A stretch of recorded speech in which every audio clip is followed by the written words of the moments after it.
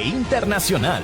Desde este instante queda usted invitado al programa periodístico más importante de la región Huánuco, Audiencia Pública, con la conducción del periodista Esteban Soriano Arrieta. Entérese de los informes más importantes de la región en Audiencia Pública.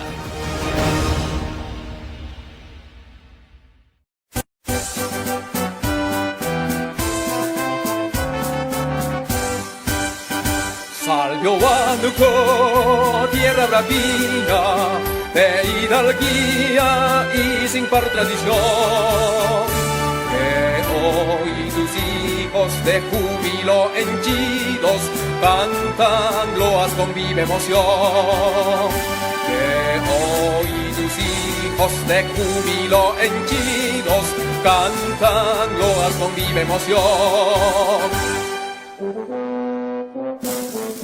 Corren ya está de noble pasado, que se agite tu llama y ardor, ya lo Huilcas te infundan sus glorias, que Tupac su férreo valor, que perenne en los siglos ostentes tus blasones, tus galas viril, y a la patria sus sienes remoces con diademas de palma y laurel.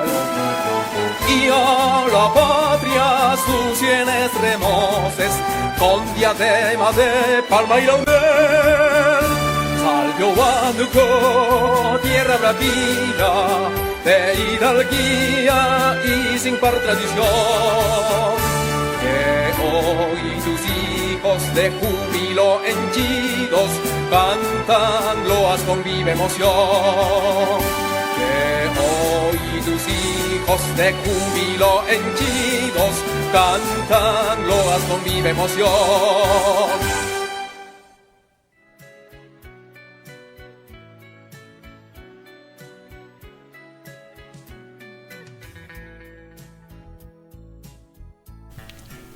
Viva Huánuco, que viva Huánuco, que viva el Perú. Amigos oyentes y televidentes de Audiencia Pública, tengan todos ustedes muy buenas tardes. Reciban el cordial saludo de nuestro director de cámaras, don Christopher Chean Santa Cruz, quien nos acompaña en el control maestro del canal 12 de televisión JSB, que se transmite desde Huánuco, Perú, para todo el mundo.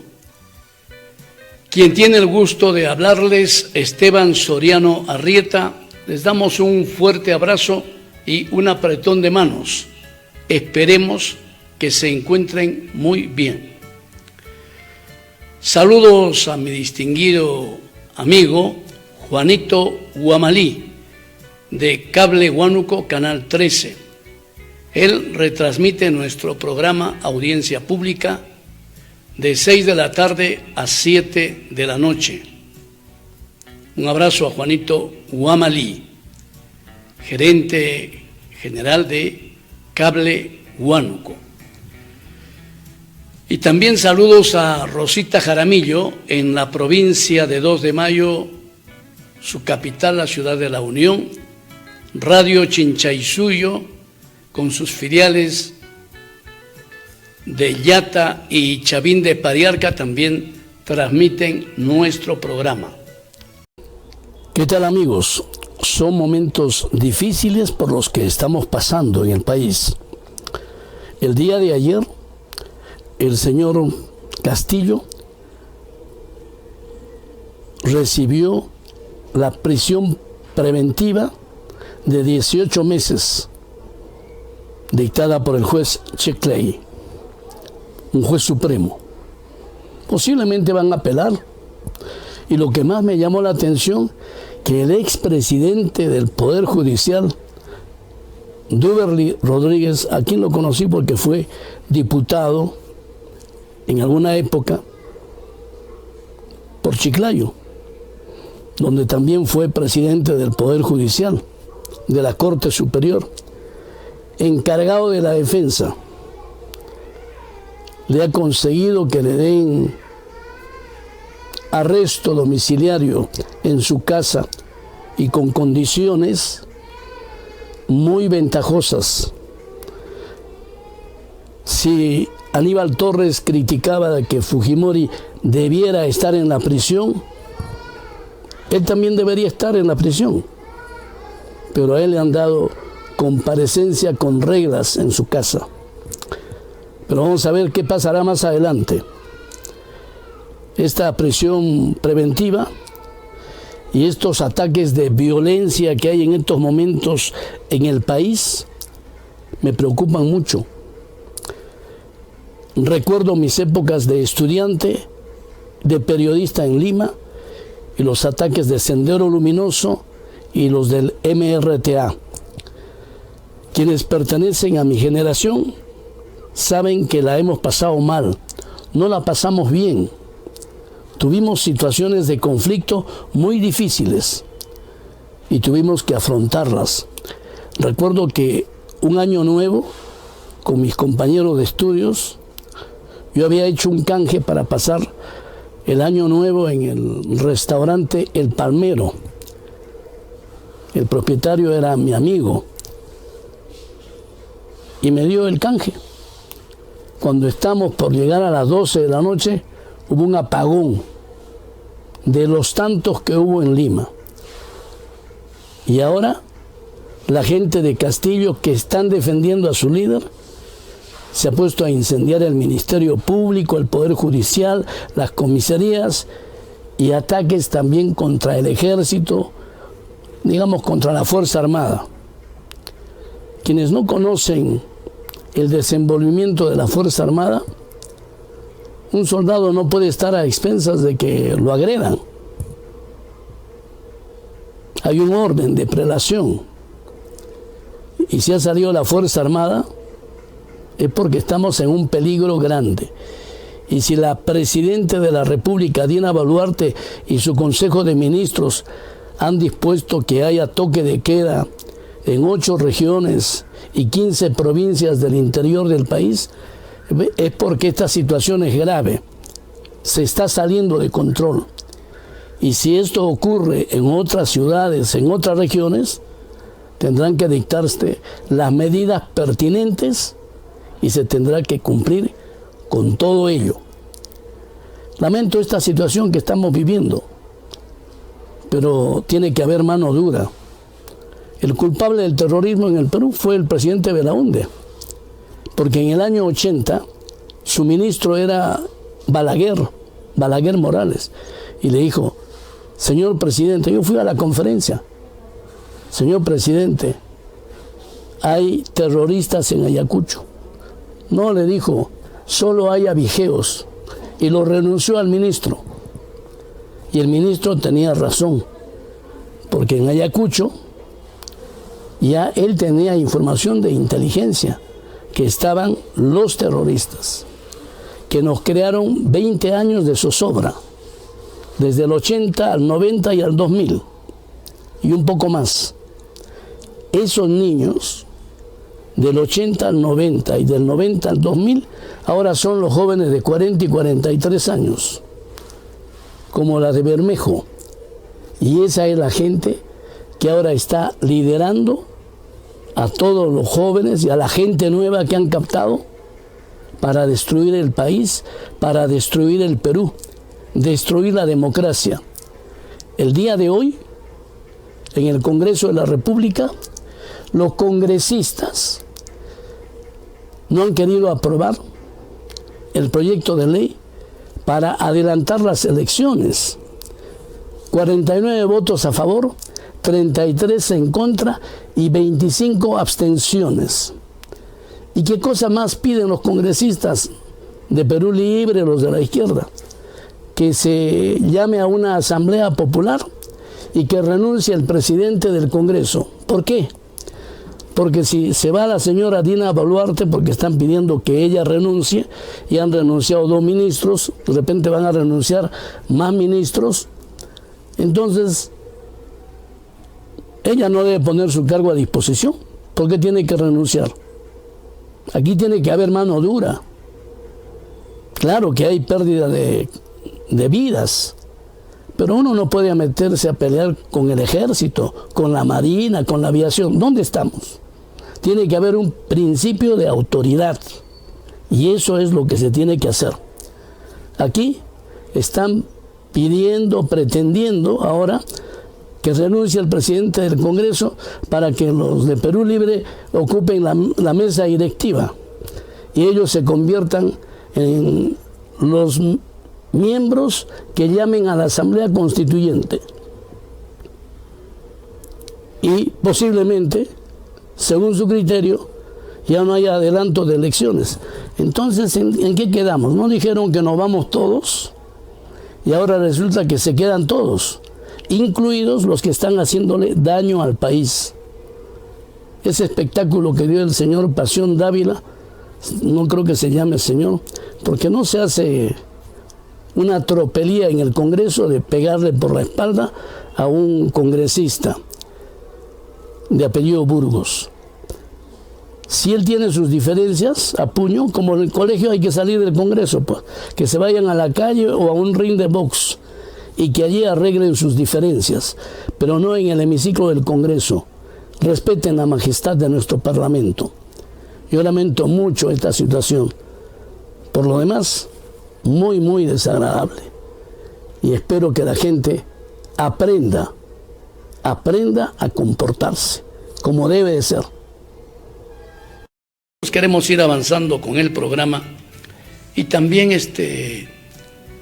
decirles que es muy importante la palabra de Dios, el Santo Evangelio. El hermano Jesús Pardo Hidalgo me envía todos los días y hoy día me ha enviado un mensaje.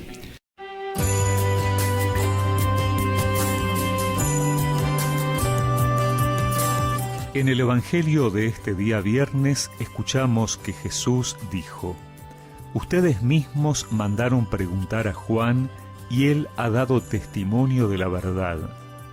No es que yo dependa del testimonio de un hombre. Si digo esto, es para la salvación de ustedes. Juan era la lámpara que arde y resplandece, y ustedes han querido gozar un instante de su luz. Pero el testimonio que yo tengo es mayor que el de Juan. Son las obras que el Padre me encargó llevar a cabo. Estas obras que yo realizo atestiguan que mi Padre me ha enviado.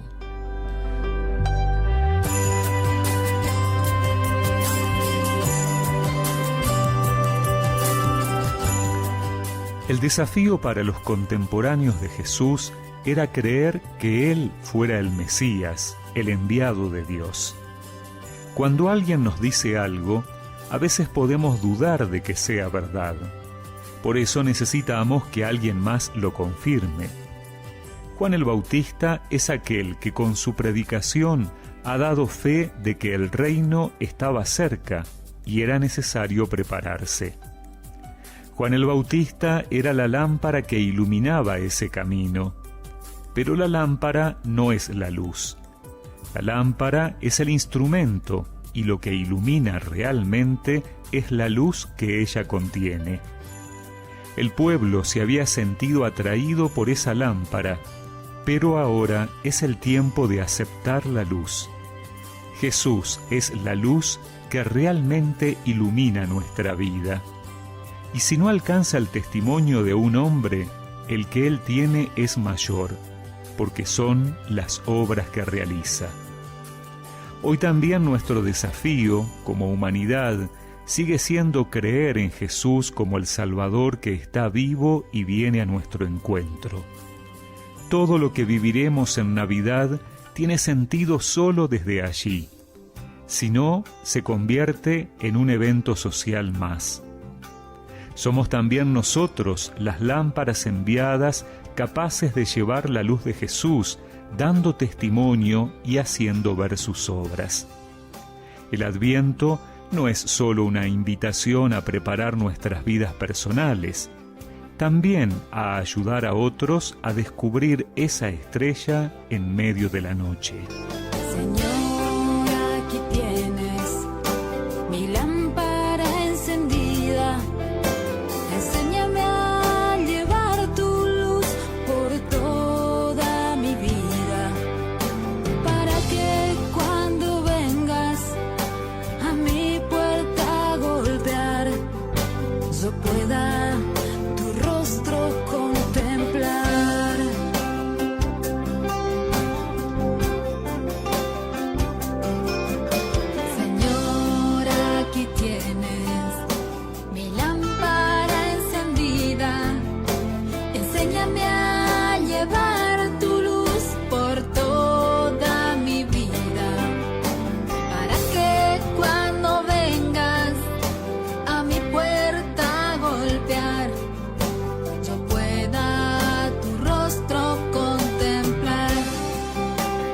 Recemos juntos esta oración. Señor, ayúdame a hacer lámpara que lleve tu luz para iluminar el caminar de mis hermanos. Amén. Y que la bendición de Dios Todopoderoso, del Padre, del Hijo y del Espíritu Santo los acompañe siempre.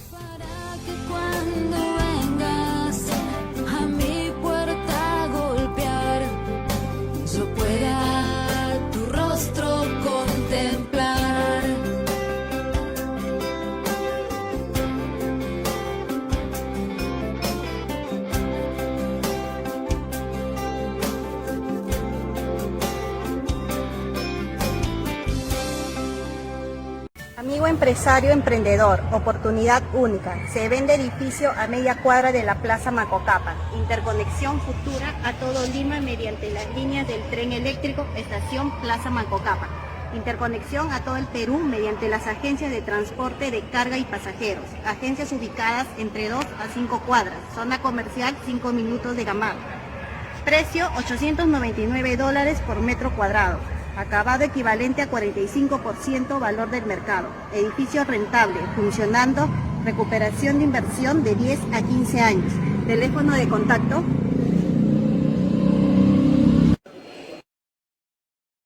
Cooperativa de Ahorro y Crédito Sembrar, en su nuevo y moderno local del Jirón Tarapacá 748, junto al Colegio de Contadores Públicos de Huánuco. Les ofrece créditos a bajos intereses y depósitos de sus ahorros con tasas hasta del 8% anual. Hágase socio de la Cooperativa de Ahorro y Crédito Sembrar con tan solo 60 soles y haga uso de todos sus beneficios. Cooperativa de Ahorro y Crédito Sembrar IDESI Huánuco están a tu servicio, orgullosamente huanuqueña. La UDH, todas las oportunidades que tienes para estudiar una de las 14 carreras profesionales sin interrupción. Una universidad de verdad con la más amplia infraestructura educativa, con movilidad permanente gratuita, formando profesionales de calidad para afrontar los retos y llevar el liderazgo de grandes empresas en el país y el mundo. Aquí comienza tu futuro. Universidad de Huánuco, líder del desarrollo nacional.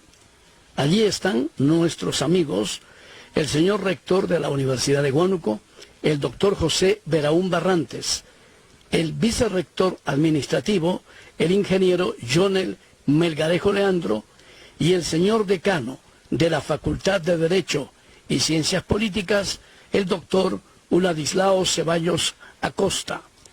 Universidad de Huánuco, líder del desarrollo nacional.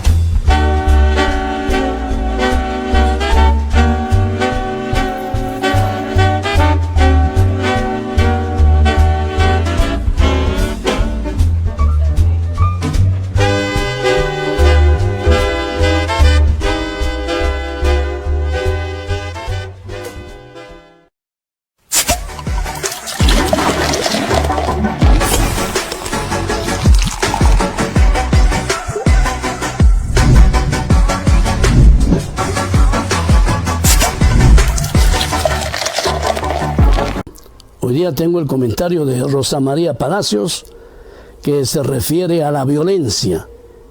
La violencia que ya llega a 20 muertos hasta el mediodía de hoy. Gente que se enfrenta a las Fuerzas Armadas, a las fuerzas policiales, que también tienen armas hechizas. No se les puede santificar. Gente que está haciéndole daño al país. Eso está pasando.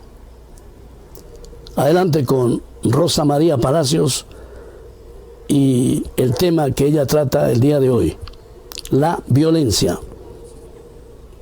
Tenemos que hablar de violencia, de muchísima violencia. Ayer en Ayacucho, donde estuvo el epicentro de la protesta violenta contra el Estado peruano.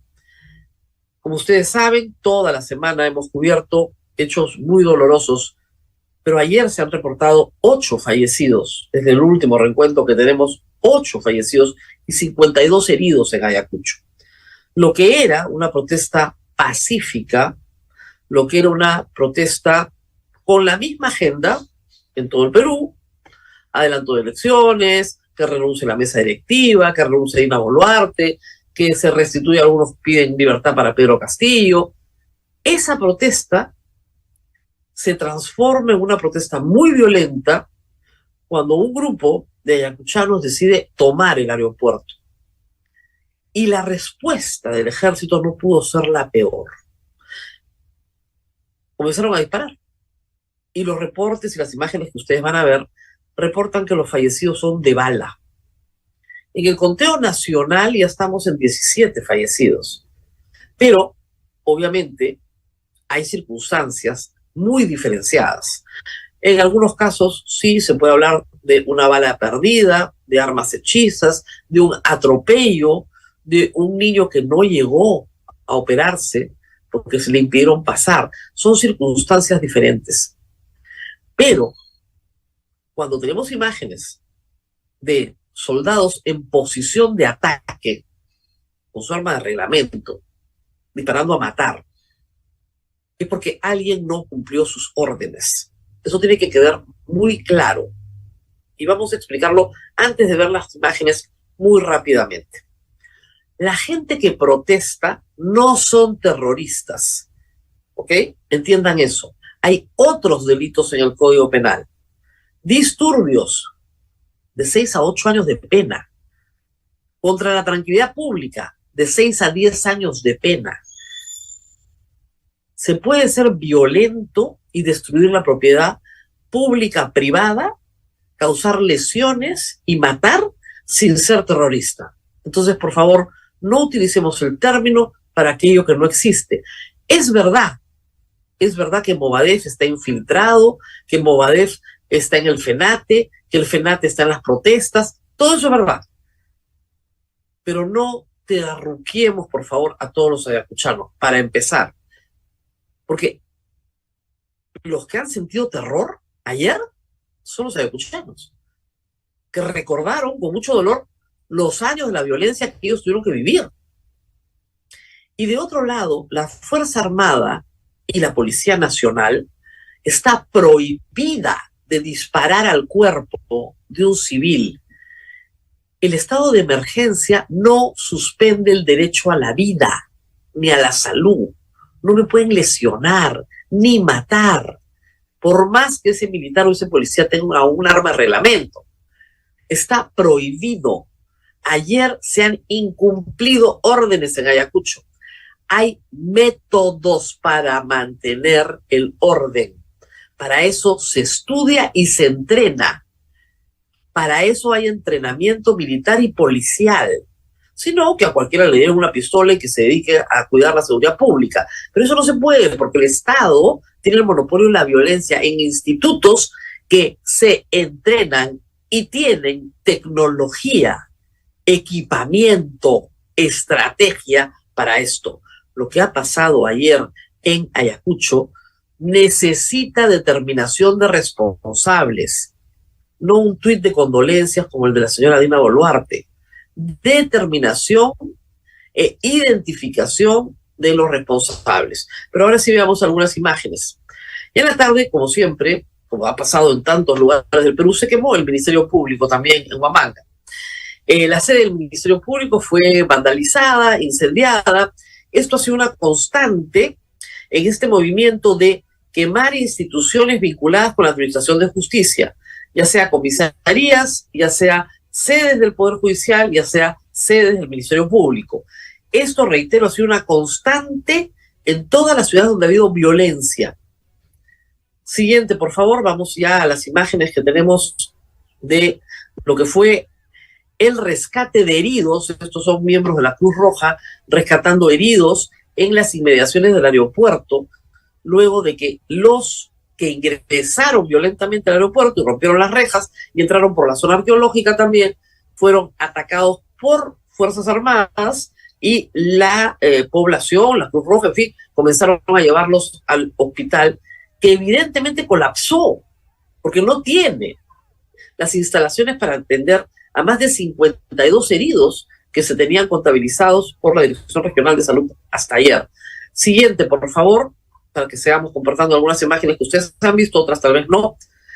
Esto también es en las inmediaciones del aeropuerto. Ayer en la tarde la gente huye despavorida porque el personal militar comienza a disparar contra la gente y esto ocurre en momentos en los cuales, reitero, parte de la población había decidido entrar al aeropuerto. Las Fuerzas Armadas despliegan el cordón, ingresan a una zona urbana y siguen disparando contra la población que se esconde donde puede y como puede, pero algunos de ellos, como es el testimonio de este video, continúan filmando. Siguiente, por favor. Este es el aeropuerto. Ustedes ahí ven con toda claridad que el helicóptero sobrevolando y la población ingresando a la pista de aterrizaje. El aeropuerto había suspendido sus operaciones el día anterior y por esa razón no ha habido turistas, usuarios, en fin. Esto es en la zona de atrás del aeropuerto, por donde había entrado la población, y acá se ve un enfrentamiento, digamos, con bombas lacrimógenas, lo que se hace usualmente, ¿no? Bombas lacrimógenas, que van cercos y vas moviendo a la población del lugar donde no puede entrar. Siguiente, por favor. Acá tenemos un momento de una manifestación en Huamanga que venía siendo pacífica, como ven, hasta que la población comienza a empujar al cerco que había, digamos, establecido un impedimento de pase en determinado punto. Y luego la población es dispersada con gases lacrimógenos, ¿no es cierto? Y con bombas de humo. Esas bombas de humo te impiden la visión, es un recurso no letal también que se puede utilizar para este tipo de situaciones. Y luego tenemos que la población sigue avanzando en esta marcha. Siguiente, por favor. Estos son los interiores de las carpas que se levantaron en el hospital porque no había posibilidad de atender a la cantidad de heridos que han habido el día de ayer. Y obviamente algunos ya se han derivado incluso hasta Lima. También hay heridos policías y militares, ojo, de los dos lados. El problema es que los muertos, como siempre, se los lleva la población civil. Y eso es inaceptable. Inaceptable. ¿Qué más tenemos de ayer en la tarde, por favor? Tenemos el tuit que suelta la Defensoría cuando había 2 fallecidos.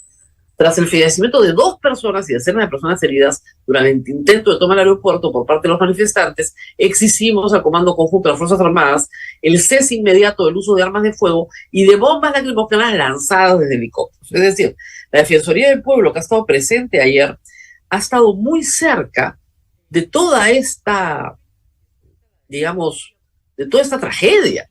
Y el defensor, el adjunto en Ayacucho, ha señalado que es testigo de que las Fuerzas Armadas disparaban al cuerpo, disparaban a matar. Entonces, por eso es el pedido del cese inmediato de uso de armas de fuego. Reitero, la Fuerza Armada no está autorizada a disparar a civiles. No lo está por ley, no lo está. Ojo, el estado de emergencia no le habilita a nadie a quitarle el derecho a la vida a otra persona. Eso no sé dónde lo han aprendido, pero por favor, sáquenselo de la cabeza. Y retomar una instalación se puede hacer. Hay varios métodos. Muy bien, comunicado de la Divesa ya al final de la noche, es el comunicado que ya señala que hay 8 fallecidos y 52 heridos. El comunicado salió anoche para dar cuenta también de las formas en las cuales se estaba atendiendo de emergencia a la población. Mientras tanto, en la tarde se publicó una norma de toque de queda complementaria a la declaratoria del estado de emergencia, acotando, ¿no es cierto?, a 15 localidades un toque de queda con horarios diferenciados, solo por 5 días. Es una norma muy acotada. Por favor, si nos pueden ayudar con el cuadro de los horarios, los tenemos también. Tenemos Arequipa, La Libertad, pero en Virú, Ica y Pisco, Andahuaylas, Chinchero, en Apurímac, la ciudad del Cusco, la Convención, Chumbivilcas, Espinar y Carabaya, en Cusco, Carabaya en Puno, San Román, Juliaca en Puno, en Huancavelica, Tayacaja, Angaraes y en Ayacucho, Cangallo. No sé si a esta hora también en Huamanga. Pero esto es lo que se publicó ayer. ¿Por qué? Porque parecía, de verdad, en la mañana, cuando terminamos de hacer este programa, que la situación comenzaba a controlarse. Y ayer había una liberación importante de vías a nivel de Panamericana. Entonces uno decía, la situación se comienza a controlar. Arequipa está pacificado, Puno en este momento está tranquilo, Juliaca está tranquilo, también está tranquilo Andahuaylas, que fue el epicentro del movimiento. Pero fíjense ustedes, sábado, domingo, lunes, Andahuaylas. Y ahí fue el epicentro del movimiento, luego se calma. Luego pasa a Arequipa, Majes y la ciudad de Arequipa, las zonas más conflictivas, con asaltos también en Camaná, locales de comisarías, locales de Poder Judicial, Ministerio Público, ¿no es cierto?, desaparición de expedientes, y finalmente se pacifica Arequipa y se traslada todo al Cusco. Ayer contábamos lo que había pasado el miércoles en el Cusco. Amenazas a hoteles, ataques a restaurantes, ataques a lugares, centros turísticos, también quema de en Pacuatambo la comisaría, etc. Luego se tranquiliza Cusco y ayer pasa Ayacucho. Eso no es casualidad. Eso no es casualidad. Esta rotación en movimiento de la violencia no es un hecho casual. Acá hay una dirección. La plataforma, muy parecida en todas partes, no solo es el adelanto de elecciones, piden asamblea constituyente, reposición de Pedro Castillo, renuncia de Dina Boluarte, y el sueño de todos los congresistas, y ahí se ve la mano política, quieren que se censure la mesa directiva para que se elija otra mesa directiva, que renuncie a Dina Boluarte, y así yo, congresista, podré ser presidente. Claro, todos quieren ser presidentes. Todos quieren ser presidente. Entonces, si censuran, de repente me saco la tinca y soy presidente. Entonces, Bermejo es presidente, Ido es presidente, Cerrón es presidente, en fin. Ustedes digan, cualquiera. Sobre todo los que están en la izquierda, que son los que están movilizando todo esto a nivel nacional. No es precisamente la derecha la que está en las calles, ¿no? Ojo. Muy bien. Empresario emprendedor, oportunidad única. Se vende edificio a media cuadra de la Plaza Mancocapa. Interconexión futura a todo Lima mediante las líneas del tren eléctrico, estación Plaza Mancocapa. Interconexión a todo el Perú mediante las agencias de transporte de carga y pasajeros. Agencias ubicadas entre 2 a 5 cuadras, zona comercial 5 minutos de Gamarra. Precio $899 por metro cuadrado. Acabado equivalente a 45% valor del mercado. Edificio rentable funcionando. Recuperación de inversión de 10 a 15 años. Teléfono de contacto.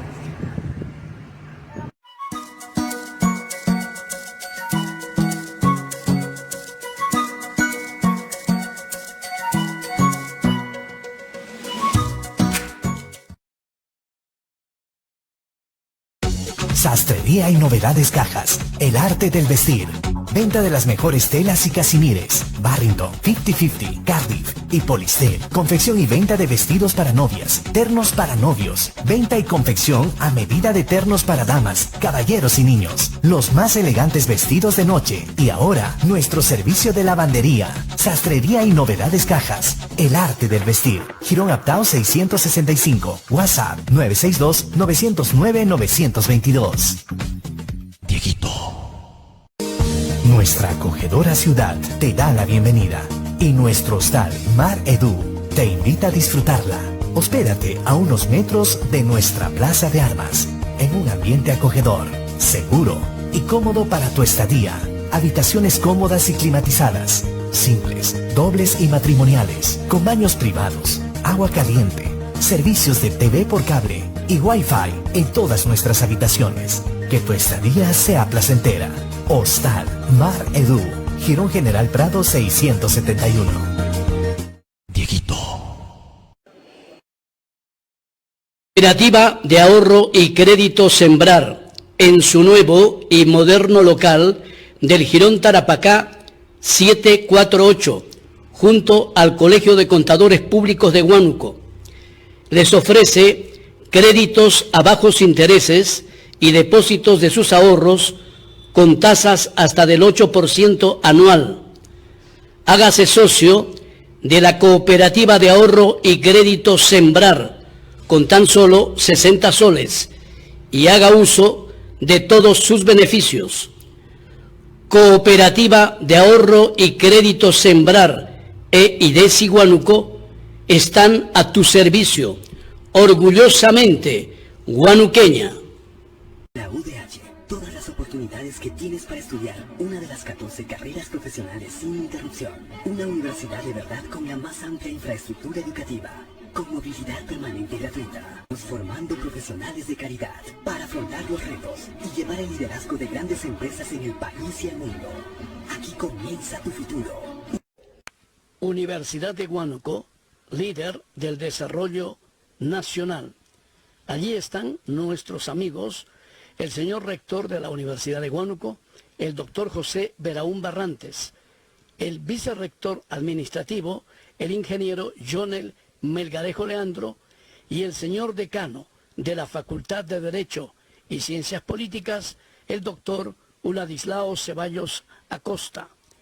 Universidad de Huánuco, líder del desarrollo nacional.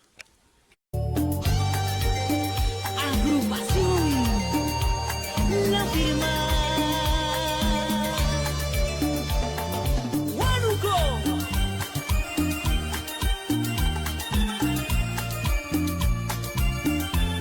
¿Cómo voy a quererte si eres todo para mí? Si te vas, mi sueño se va. Porque me paso pensando día y noche mi vida. Si no estás, se acabará.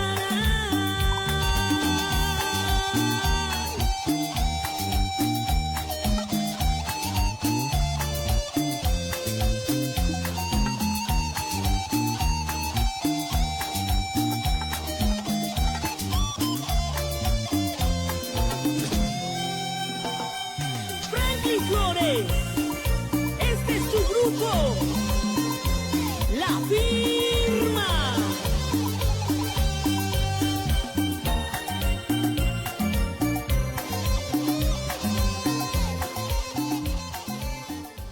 Pásame esa cerveza, quiero quitármela de la cabeza y que sean dos más, que hoy bebo sin pensar. Pásame esa cerveza, que quiero quitármela de la cabeza y que sean dos más, que hoy bebo sin pensar. Desde el día que nos conocimos y todas las noches en que nos tuvimos, mi amor, no puedo más. Bueno, ayer estuve revisando un video que me parece interesante compartirlo con ustedes.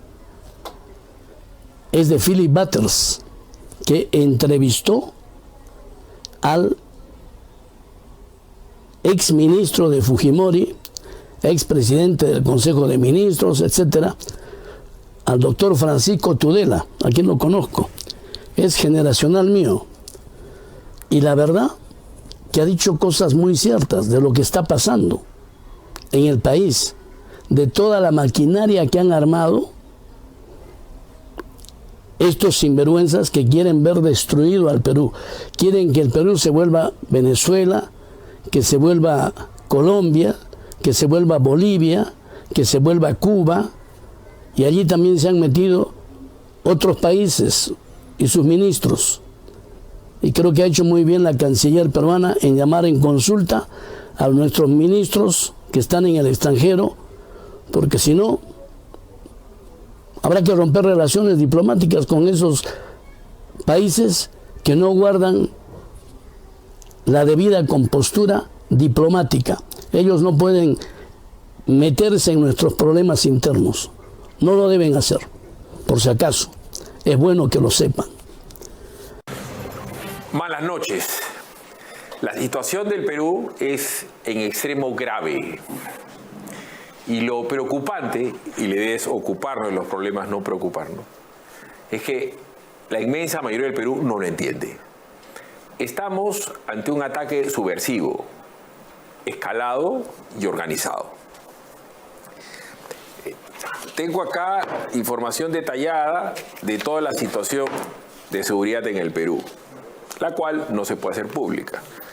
Pero sí queda claro que si no sacaban a los militares a las calles, desde el día de ayer, el Perú estaría en este momento en manos del Sendero Luminoso. Así de claro.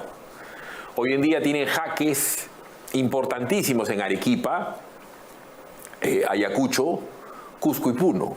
Han intentado tomar los principales aeropuertos del Perú.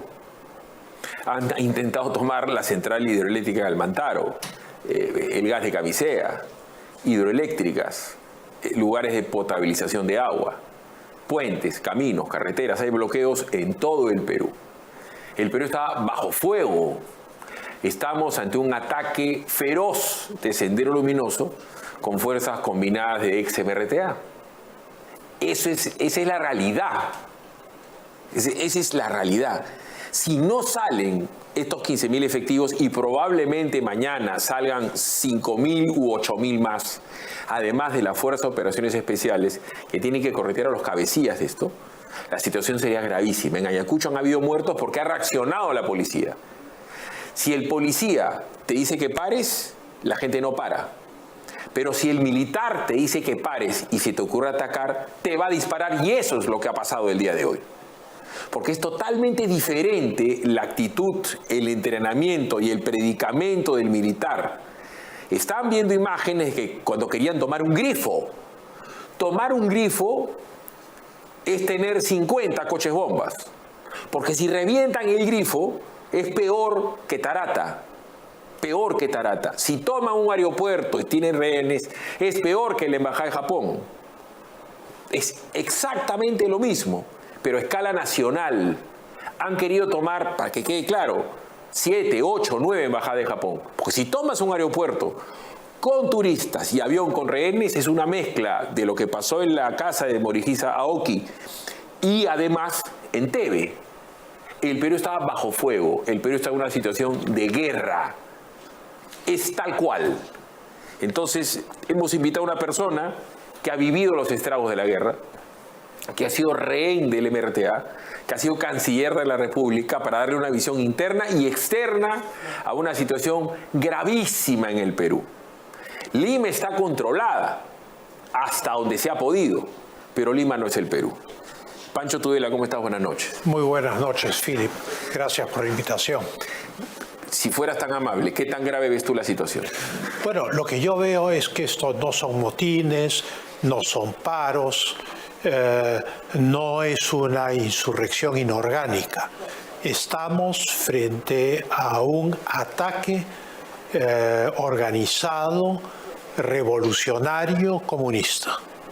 Esa es la realidad. Y utilizando además tecnologías nuevas, porque fuera de que el señor Noblecía arengue en la puerta de la Dinoes a la gente, en el caso de Ayacucho, en el caso del Cusco, en el caso de Arequipa, en los lugares álgidos de la geografía peruana, donde esta gente ha tomado puntos claves, ha bloqueado carreteras importantes clave y ha producido desmanes y ha atacado la propiedad pública y la propiedad privada, lo que están haciendo es una operación de swarming, esto es de ataque de enjambre. Arquila fue el intelectual de la Rand Corporation que pensó en que la guerra del futuro sería una guerra de este tipo y que la guerra del futuro se haría con este aparato, con un celular. Esta gente se está comunicando a través del WhatsApp. Están diciendo la policía está en tal sitio, el ejército está en tal sitio, vamos por tal otro sitio. Es una operación de swarming y esa operación de swarming está planeada hace mucho tiempo. Por eso es que el gobierno nombró prefectos y subprefectos que pertenecían a las filas del Movadef, que eran antiguos senderistas, antiguos emerretistas, y el Ministerio de Interior ha comprobado que cuando comenzó esto hace 7 días, comenzó dirigido por esos prefectos y subprefectos que además fueron llevados a Palacio junto con algunos grupos de ronderos para ser, ¿qué?, instruidos en Palacio de Gobierno. De tal manera, y el señor Noblecía fue nombrado viceministro de Gobernación Territorial de la Presidencia del Consejo de Ministros. De tal manera que acá estamos frente a una organización. Los líderes en las regiones son invisibles, tienen gobiernos regionales. Al mismo tiempo hay una movilización en Lima que la prensa cubre como una cosa pacífica. Va a ser pacífica hasta que tengan la masa crítica de gente. Que se entienda lo siguiente, Abimael Guzmán comete el grave error de pensar que había logrado el equilibrio estratégico, viene del campo a la ciudad, se va a vivir a 3 cuadras del Pentagonito, la famosa casa de Chacarilla. Y las actas de sabotaje y de terrorismo que realizaban han sido perfeccionados. Una cosa es derrumbar las torres de alta tensión y generar los apagones que venían por Lima. Lo que han querido es tomar directamente la hidroeléctrica de Almantaro. Entonces, cuando tú tomas la hidroeléctrica de Almantaro y tomas un grifo, por dar un ejemplo, y tienes un camión repleto de gasolina y le metes anfo y lo llevas a la hidroeléctrica de Almantaro, lo que quiere es destrozar la hidroeléctrica y dejar al Perú sin luz. Igual la Tarjea, igual Sedarequipa, igual el gas de Camisea. Entonces, la situación ahora es mucho más grave porque Cerrón y sus huestes, Noblecía tiene vínculos con Sendero, Cerrón tiene vínculos con Sendero, el camarada Che, Bermejo tiene vínculos con Sendero. Que quede claro que han logrado algo que no logró Abimael Guzmán, tener al Poder Ejecutivo. Este imbécil de Castillo, que claro, no tiene la elaboración intelectual y a todos nos parece un idiota, era el idiota útil para la causa de Sendero Luminoso en el Perú. Iber Maraví, Sendero Luminoso, ministro de Educación, lo primero que hace es reconocer al FENATE, le da legibilidad al FENATE. Entonces FENATE tiene profesores en todo el Perú. Entonces, ¿qué es lo que ha pasado el día de hoy? Ellos lo que querían era llegar a una situación de convulsión social que obligue al Poder Judicial peruano y que obligue a la Fiscalía a bajar las armas para liberar a Castillo. Castillo hoy pasa a la condición ya de detenido, 18 meses de prisión preventiva. Hay que incomunicarlo, ¿no es cierto? Porque él no puede seguir teniendo comunicación subversiva. Lo propio que Aníbal Torres, que tiene una comparecencia restringida. Veamos el tema, porque eso va a tener un correlato en el análisis. Veamos. Segundo, dictar prisión preventiva por el plazo de 18 meses contra el imputado José Pedro Castillo Terrones, con las siguientes generales de ley, identificado con DNI número 27427864, nacido el 19 de octubre de 1969, natural de Puña, Tacabamba, Chota, departamento de Cajamarca. Entonces no lo han podido liberar, pero eso no implica que internacionalmente vayan a hacer esfuerzos para hacerlo. Pero veamos lo siguiente. Ya hay toque de queda en 15 regiones. Si ponen toque de queda en 15 regiones y pasamos a relatarla rápidamente, nos damos cuenta de la gravedad del asunto. Arequipa, desde las 8 de la noche no puede salir la gente, de 8 a 4 de la mañana. En la Libertad Virú hay bloqueos en la carretera, desde las 6 de la tarde hasta las 4. Quiere decir que quieren controlar a la gente y la movilidad. En Ica, desde las 7 de la noche. En Ica Pisco, desde las 7 de la noche. Apurímac, Andahuayla, 6 de la tarde. Apurímac, Chincheros, 6 de la tarde. En el Cusco, 8 de la noche. Cusco Convención, 8 de la noche. Cusco Chumbivilcas, 8 de la noche. Cusco Espinar, 8 de la noche. Puno Carabaya, 8 de la noche. Puno San Román Juliaca, 8 de la noche. Huancavelica, Tayacaja, Angaraes, 7 de la noche. Ayacucho, Cangallo, 7 de la noche. Esto ni en la época de Fujimori se dio así un toque de queda. Porque la situación amerita una medida extrema de inamovilidad de la población. Y acá tenemos un tema. Hay todavía gente que no entiende, como la señora defensora del pueblo. Miren el tuit que pone. Tras el fallecimiento de 2 personas y decenas de personas heridas durante el intento de toma del aeropuerto por parte de manifestantes, y están hablando de lo que ha pasado en Ayacucho, exigen a las Fuerzas Armadas el cese inmediato del uso de armas de fuego y bombas lacrimógenas lanzadas de helicóptero. Es absurdo. ¿Y esta señora Rebollar quiere ser políticamente correcta en esta situación? ¿Tú recuerdas un toque de queda de esa naturaleza en el momento de mayor ferocidad de ataques entre los medios? Nunca se dio.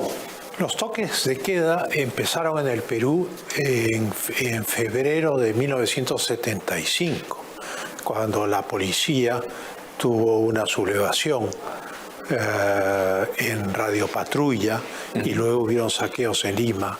Y luego el toque de queda también se produjo cuando hubo la expropiación de la prensa y se fue usando esporádicamente a partir del gobierno del general Morales Bermúdez de manera dosificada. Luego con el terrorismo ya se generalizó, pero nunca, como tú bien señalas, de esta manera. Esto no ocurrió en el pasado, pero acá hay que ser muy lúcidos y ver el conjunto. El conjunto es que este intento de golpe de Estado de Pedro Castillo era una cosa que estaba pensada para más adelante. Si esto ocurría el 30 de diciembre, si esto ocurría en los primeros días de enero, y como lo tenían pensado, tomaban el Congreso de la República con una turba, el Congreso de la República no hubiera estado en capacidad de declarar la vacancia y muy probablemente la Fuerza Armada tampoco se hubiera atrevido, dado los antecedentes no solo en el Perú, sino en todo el continente de la persecución a las Fuerzas Armadas, de darle un golpe de Estado al presidente golpista. Lo que sucede es que el escándalo de la corrupción, las declaraciones del señor Marrufo, las declaraciones del señor Fernández de la Torre, ex jefe de la DINI, aterraron a Castillo y Castillo se precipitó sin tener sus contingentes en Lima y por lo tanto el golpe falló. El golpe, creo yo, estaba pensado. Ese cuadro que tenemos en pantalla de los toques de queda en todas estas regiones refleja el grado de organización que el nombramiento de prefectos, subprefectos... Y la gravedad de la situación. Así es, había logrado en todo el Perú. O sea, esto ha sido preparado con meses de antelación. A mí me sorprende que el estado de emergencia no haya sido declarado el mismo 7 de diciembre al declarar la vacancia del presidente. ¿Quién maneja hoy el servicio de inteligencia? ¿Quién maneja hoy el servicio de inteligencia? El mismo que tenía Castillo. ¿Quién maneja el ejército? Córdoba, que es el mismo que tenía Castillo. Porque Córdoba, por si acaso, lo que hace es renunciar. Y Córdoba lo que tendría que haber hecho, me estoy refiriendo al comandante general del ejército hoy, fue denunciar. O sea, él ha tenido que hacer lo que hizo en su momento el número de la policía, el presidente quiere hacer un golpe de Estado, ir al Comando Conjunto de las Fuerzas Armadas y decir, paremos esto. No, él renuncia y no le han tomado la renuncia. Entonces, la situación no es grave, es gravísima. Pero lo que es importante que todos los peruanos entiendan es que estamos frente a una revolución organizada que en otras condiciones más propicias que esta, si Castillo hubiera esperado, tenía grandes posibilidades de triunfar. Ha sido su corrupción y su miedo la que lo ha llevado a precipitarse.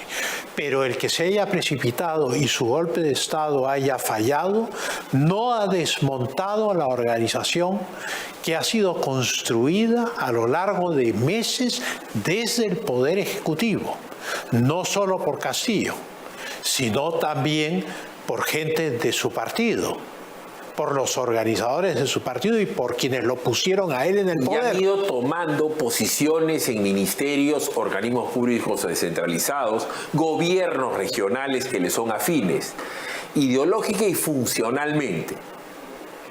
Solamente voy a dar algunos datos para que la gente entienda la situación. Las carreteras, la salida de Cusco a Puno de Arequipa han sido tomadas y siguen interrumpidas en este momento que estamos hablando.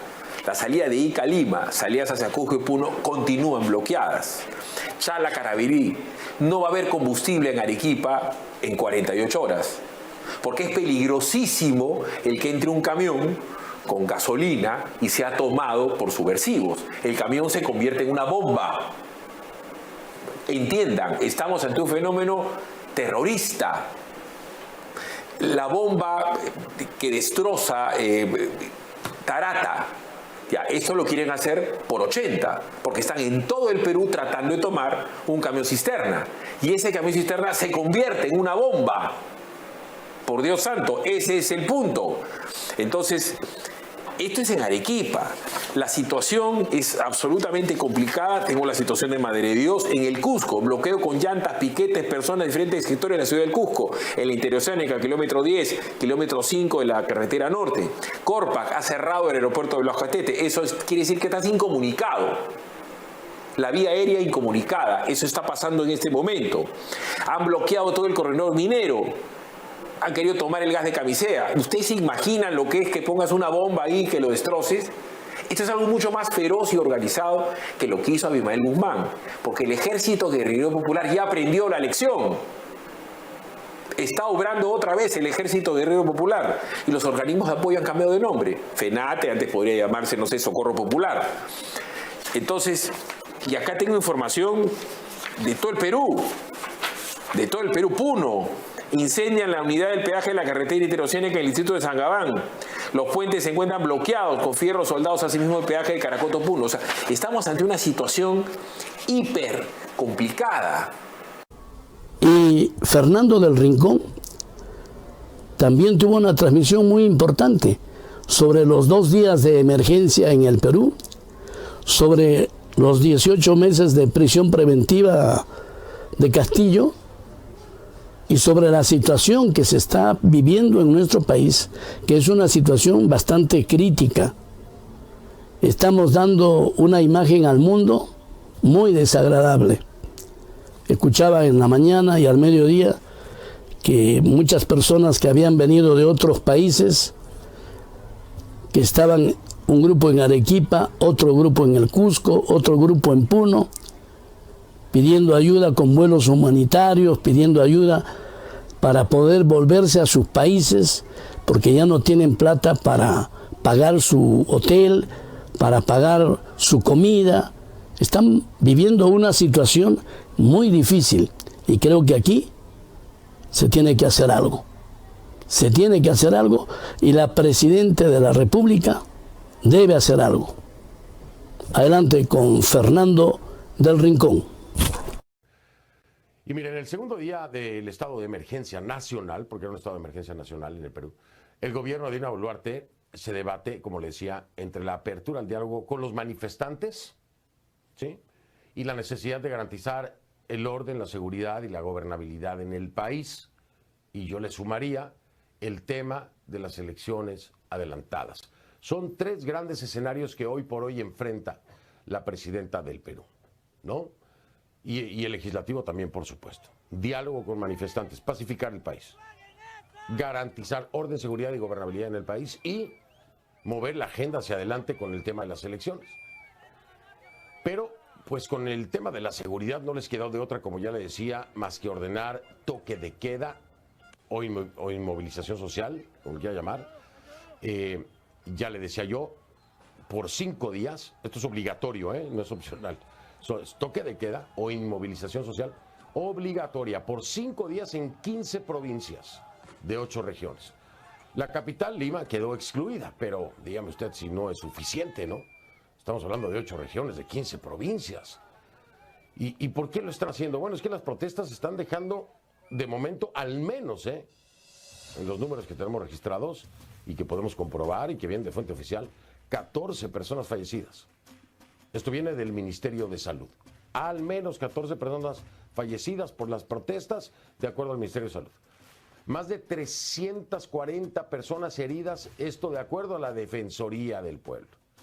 A eso se suman unas pérdidas económicas impresionantes. Están estimadas en más de $26 millones al día, por día, Le está costando eso a la economía peruana, 26 millones de dólares, según lo dice el ministro de Economía y Finanzas, Alex Contreras. Y hoy el Pleno del Congreso recibió e inició el debate de la propuesta de la presidenta Dina Boluarte para adelantar las elecciones generales. Le repito, adelantar las elecciones generales para 2024. Pero ya también sonó la posibilidad de hacerlo a 2023. Y hay una confusión también en ese sentido, ¿eh? Y lo vamos a aclarar esta noche, por supuesto. A ver, ¿qué pasa con esto de las elecciones generales? Bueno, ha puesto en aprietos a las distintas bancadas porque eso necesariamente supone acortar el mandato parlamentario, porque no es que se va a ir nada más Dina Boluarte, es que son elecciones generales lo que se está proyectando, la misma presidenta lo ha dicho así, y la población lo está pidiendo, independientemente de si están manifestando o no. Están pidiendo elecciones generales, se tienen que ir todos, dicen. Boluarte animó al legislativo a tomar las mejores decisiones. ¿Lo harán? Pues no sé, pero por lo pronto así se los dijo Dina Boluarte. Quiero ratificar la propuesta de mi gobierno para adelantar las elecciones. Desde este espacio invoco al Congreso a tomar las mejores decisiones para acortar los plazos y hacer las reformas necesarias. Aquí nos vamos todos, Ejecutivo y Legislativo. Y mire, por otro lado, la canciller Ana Cecilia Gervasi anunció que los embajadores de Perú en Argentina, Bolivia, Colombia y México fueron llamados a consulta. Esto ya sabe usted por qué es, ¿no? Es una reacción de lo que el gobierno peruano considera que fue una intromisión, dicen, de estos países en sus asuntos internos, lo que otros interpretan como una injerencia. Los presidentes de esos 4 países, recuerde usted, emitieron un comunicado en apoyo a Pedro Castillo, reconociendo a Castillo como presidente todavía y desconociendo a Dina Boluarte. ¿Ya? Fueron estos 4 países. Y de ahí es que viene esta respuesta. ¿Qué harán? ¿Suspender relaciones? ¿Romper relaciones? ¿Se va a quedar solamente en anécdota? No lo sabemos aún, pero ya por lo menos llamaron a consulta a sus diplomáticos, ¿no? De ahí lo que siga, no sabemos. Hay quienes dicen, se ha actuado tibiamente en respuesta a esto que hicieron México, Colombia, Argentina, y hay otros que dicen, no, hasta ahí va bien. Pero fíjense, precisamente hablando del tema de Castillo, que estos gobiernos lo siguen reconociendo como presidente, pues se va a tener que quedar en la cárcel, ¿sí? Sigue en la cárcel. Sigue en la cárcel. El juez Juan Carlos Checli concedió la petición de la Fiscalía de 18 meses de prisión preventiva, por supuesto, contra el expresidente en la investigación por rebelión. ¿Ok? Esto es solamente por el tema de la investigación por rebelión que tiene que ver con el intento de golpe de Estado. Castillo se negó a ser notificado del requerimiento en su contra y, mire, por surrealista que le parezca, a mí ya no me parece nada surrealista en el Perú, menos con Pedro Castillo, pero a usted todavía le puede parecer surrealista. Su defensa estuvo a cargo de un abogado de oficio. ¿Se acuerda que tenía abogados que lo iban a representar y que iban a defender? Pues ninguno de esos estuvo. Fue un abogado de oficio el que lo defendió. ¿Qué tal? ¿Ah? ¿Dónde quedaron los otros abogados? No sé, pero tuvo que designarle uno el Estado. Vamos a ver cómo están las cosas esta noche. Jimena de la Quintana está, por supuesto, en Lima. ¿Qué repercusiones hay con este fallo, Jimena? Porque, bueno, finalmente se estuvo esperando durante todo el día cuál era la decisión. La adelantábamos tú y yo aquí, no sé si aquí, pero en comunicación, vaya, tú y yo, han sido tantas cosas. Lo adelantábamos, Jimena de la Quintana y yo decíamos, es evidente que le van a dar prisión preventiva. Pero no estábamos seguros, Jimena, finalmente no nos falló el pronóstico, pero me imagino que esto ha generado reacciones, ¿no? Hola Fernando, sí, ¿cómo estás? Buenas noches. Estamos en la Plaza San Martín y justamente parte de esas reacciones se han dado aquí. Hay un grupo de manifestantes que aún se mantiene a esta hora de la noche. Son las 10 de la noche con 15 minutos aquí en Lima y todavía hay, como te decía, un grupo importante de manifestantes que se mantiene aquí en la Plaza San Martín. Más o menos a esta hora fue que hubo enfrentamientos entre los manifestantes y la policía. Yo quiero decirte, Fernando, que hay un número muy importante de policías y militares en todo Lima. Te decía también que aquí se han destacado 5.000 policías y solamente en el centro histórico hay 2.500. Detrás de la Plaza San Martín, alrededor de la Plaza San Martín, hay muchísimos policías y también en los accesos a la Plaza San Martín. Entonces, bueno, como es obvio, la gente que está aquí y que está a favor del cierre del Congreso, algunos a favor de Pedro Castillo, pero el común denominador es el cierre del Congreso y el adelanto de elecciones. Todos obviamente se mostraron muy molestos por la decisión tomada, como lo dijiste tú, por el juez Juan Carlos Checle, que le ha dictado 18 meses de prisión preventiva al expresidente Pedro Castillo. Pero hay que decir algo que es importante, Fernando. Esta prisión preventiva no es una sentencia adelantada. Lo que hace el juez es tomar en cuenta 3 aspectos que deben cumplirse para dictar la prisión preventiva. Uno de ellos es el grave o los graves indicios de culpabilidad. El otro aspecto es que la pena eventualmente pudiera tener más de 4 años de cárcel. Y el tercer y último aspecto, Fernando, es el peligro procesal, es decir, la posibilidad de fuga o la obstaculización a la justicia. Justamente como parte de los argumentos que duraron varias horas del juez Checle, el magistrado citó un aspecto sobre el cual hemos reportado todos respecto a los últimos días o las últimas horas del presidente Castillo en el poder. Cita lo que lo que el actual presidente, mejor dicho, de México, dice en su conferencia de prensa en la mañana cuando declara que Pedro Castillo había llamado en su momento a su oficina diciendo que iba hacia la embajada, y cita también luego la visita que le hizo el embajador de México en Perú, el señor Pablo Monroy, a Pedro Castillo ya cuando estaba detenido en la Diroes. Así que la argumentación ha sido extensa porque han sido muchas horas, Fernando, en las que obviamente el juez leyó esta sentencia, pero te cito parte de esto porque ha sido justamente sobre lo que hemos estado hablando los últimos días. Te decía que había muchas personas todavía aquí, han habido varias manifestaciones en Lima. Nosotros hemos estado presentes en varias partes de la ciudad durante todo el día, en la Plaza San Martín, en la Plaza 2 de Mayo, hemos estado en el Congreso de la República, hemos vuelto ahora a la Plaza San Martín. Lamentablemente tengo que informarte que ya las cifras oficiales hablan, Fernando, de 17 muertes, 40 hospitalizados según el Ministerio de Salud, y lo dijiste tú ya, la Defensoría del Pueblo habla más de 340 heridos. Las clases escolares en las universidades se habían suspendido el día de ayer y el día de hoy, pero se han retomado solo en Lima para el día de ayer, y es lo que te puedo contar hasta el momento. Vamos a ver cómo siguen estos días, donde, como también lo dijiste tú, se ha declarado ya el toque de queda o la inmovilización social obligatoria en 15 provincias del Perú, en 8 regiones del país. Para quienes me han estado llamando estos días, no nos olvidamos de El Encanto de Tomaiquichua. Los espera este fin de semana. Adelante, don Christopher.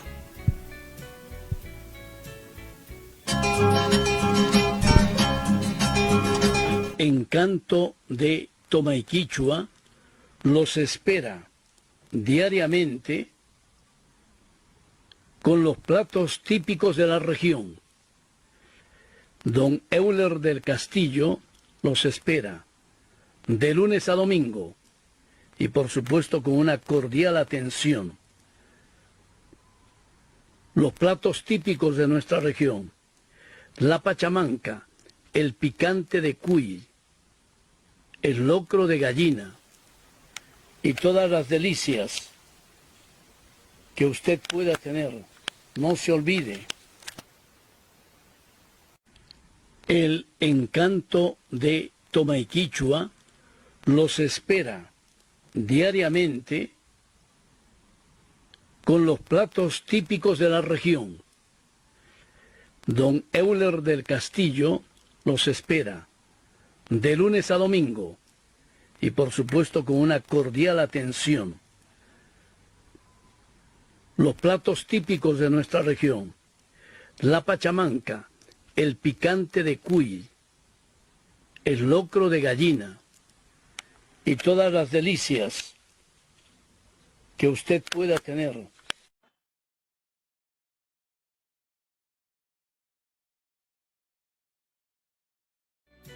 Bien, les deseamos que pasen un buen fin de semana, pueden disfrutar de el encanto de Tomaiquichua.